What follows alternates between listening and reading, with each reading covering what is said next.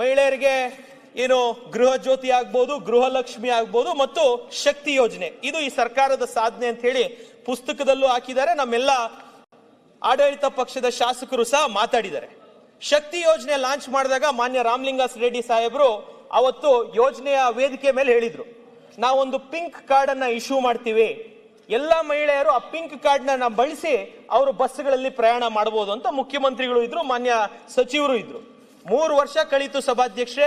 ಇವತ್ತು ಮಹಿಳೆಯರು ಆಧಾರ್ ಕಾರ್ಡ್ ಅನ್ನ ತೋರಿಸ್ತಾರೆ, ಕಂಡಕ್ಟರ್ ಅವ್ರಿಗೆ ಇಷ್ಟ ಬಂದಿದ್ದಂತ ಟಿಕೆಟ್ ಅನ್ನ ಹರಿತಾರೆ, KSRTC BMTC ಅವ್ರ ಬಿಲ್ಗಳು ಮಾಡ್ಕೊಂತಾರೆ. ಬಿಟ್ರೆ ಮಹಿಳೆಯರಿಗೆ ನಿಜವಾಗ್ಲೂ ಸರ್ಕಾರಿ ದುಡ್ಡಿನ ಒಂದು ಅಕೌಂಟಬಿಲಿಟಿ, ಎಷ್ಟು ದುಡ್ಡು ಇದಕ್ಕೆ ಖರ್ಚಾಗ್ತಾ ಇದೆ, ಆ ಖರ್ಚಾಗ್ತಾ ಇರೋ ದುಡ್ಡು ನ್ಯಾಯಯುತವಾಗಿದೆಯಾ, ಒಂದು ಕಾರ್ಡ್ ಅನ್ನ 3 ವರ್ಷ ಆದ್ರೂ ಸಹ ಶಕ್ತಿ ಯೋಜನೆಗೆ ಸರ್ಕಾರ ಕೊಡೋದಕ್ಕೆ ಇವತ್ತು ವಿಫಲ ಆಗಿದೆ ಅಂತ ಹೇಳಿ ಸರ್ಕಾರವನ್ನ ನಾನು ಈ ಶಕ್ತಿ ಯೋಜನೆ ಗ್ಯಾರಂಟಿ ಅಡಿಯಲ್ಲಿ ನಾನು ತೀವ್ರವಾಗಿ ಅತಿ ತುರ್ತಾಗಿ IAS ಆಫೀಸರ್ಗಳು ಮತ್ತು ಎಲ್ಲ ಇಡೀ ಸಚಿವಾಲಯ ಇದೆ, ಸಾರಿಗೆ ಇಲಾಖೆಯಿಂದ ಯಾವುದೇ ಪ್ರಯಾಣಿಕರಿಗೆ ಆಧಾರ್ ಅನ್ನ ಬಿಟ್ಟು ಒಂದು ಪಿಂಕ್ ಕಾರ್ಡ್ ಅನ್ನ ಎಲ್ಲಾ ಮಹಿಳೆಯರಿಗೆ ಇಶ್ಯೂ ಮಾಡೋದಕ್ಕೆ ತುರ್ತಾಗಿ ಸರ್ಕಾರ ಕ್ರಮ ವಹಿಸಬೇಕು ಅಂತ ಹೇಳಿ ಈ ಮೂಲಕ ನಾನು ಮಾನ್ಯ ಸಚಿವರನ್ನ ಮತ್ತು ಮುಖ್ಯಮಂತ್ರಿಗಳನ್ನ ಈ ಮೂಲಕ ನಾನು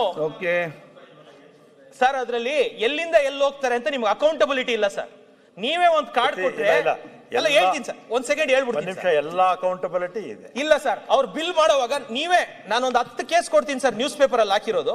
ಅವ್ರು ಇಳಿಯೋದು ಎಲ್ಲೋ 4 ಸ್ಟಾಪ್ ಇಳಿಬೇಕು ಅಂದ್ರೆ 8ನೇ ಸ್ಟಾಪ್ ಬಿಲ್ ಮಾಡೋ ಅಂತದ್ದು ಕಂಡಕ್ಟರ್ಗಳು ಅವ್ರ ಟ್ರಿಪ್ ಶೀಟ್ ನ ಫುಲ್ ಮಾಡೋದಕ್ಕೆ, ಅವರ ಒಂದು ಭರ್ತಿಯನ್ನ ಮಾಡ್ಕೊಳ್ಳಿಕ್ಕೆ, ಅವರ ಡೇಲಾಗ್ ಅನ್ನ ಕಂಪ್ಲೀಟ್ ಮಾಡ್ಕೊಳ್ಳಿಕ್ಕೆ ಕಂಡಕ್ಟರ್ಗಳು ಇದನ್ನ ಮಿಸ್ಯೂಟಿಲೈಸ್ ಮಾಡ್ತಿರುವಂತ 10 ಪ್ರಕರಣಗಳು ಈಗಾಗಲೇ ನ್ಯೂಸ್ ಪೇಪರ್ಗಳಲ್ಲಿ ಬಂದಿರುವಂತ ನಾನು ತಮಗೆ ತಲುಪಿಸ್ತೀನಿ ಸರ್. ನಾನು ಕೇಳ್ತಾ ಇರೋಂಥದ್ದು ಒಂದು ಅಕೌಂಟಬಿಲಿಟಿ ಇರಲಿ, ಕಾರ್ಡ್ ಇರಲಿ, ಪಾಸ್ ರೀತಿಯಲ್ಲಿ ಕೂಡ 560 ಕೋಟಿ ಮಹಿಳೆಯರು ಓಡಾಡಿದ್ದಾರೆ. ಎಲ್ಲೋ ಒಂದ್ ನಿಮಿಷ, ಎಲ್ಲೋ ಅಲ್ಲೊಂದು ಸಣ್ಣ ತಪ್ಪಾಗ್ಬೋದು, ಇಲ್ಲ ಅಂತ ನಾನು ಹೇಳೋದಿಲ್ಲ.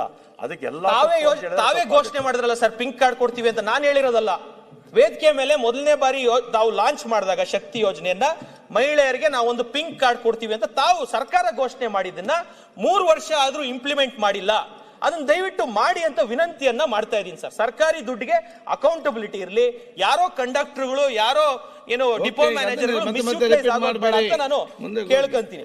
ಯಾರಾಗ್ತಾರೆ MLA ಅಭ್ಯರ್ಥಿ 2028 ಶೀಘ್ರದಲ್ಲೇ.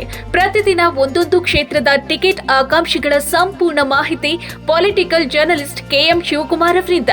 ಕರ್ನಾಟಕದ ನಂಬರ್ 1 ಡಿಜಿಟಲ್ ಮೀಡಿಯಾ ನಿಮ್ಮ ನೆಚ್ಚಿನ ಕರ್ನಾಟಕ ಟಿವಿಯಲ್ಲಿ ಮಾತ್ರ. ನೀವು ಸಣ್ಣ ಆಗ್ಬೇಕಲ್ವಾ? ಅದು ಒಂದು ಉತ್ತಮ ಆಹಾರದಿಂದ ಸಣ್ಣ ಆಗ್ಬೇಕಲ್ವಾ? ಪ್ರತಿದಿನ ನಮ್ಮ ಜೀನಿ ಸ್ಲಿಮ್ ನ ಯೂಸ್ ಮಾಡಿ ಯಾವುದೇ ಸೈಡ್ ಎಫೆಕ್ಟ್ ಇಲ್ದಂಗೆ ನೀವು ಸಣ್ಣ ಆಗ್ತೀರಾ.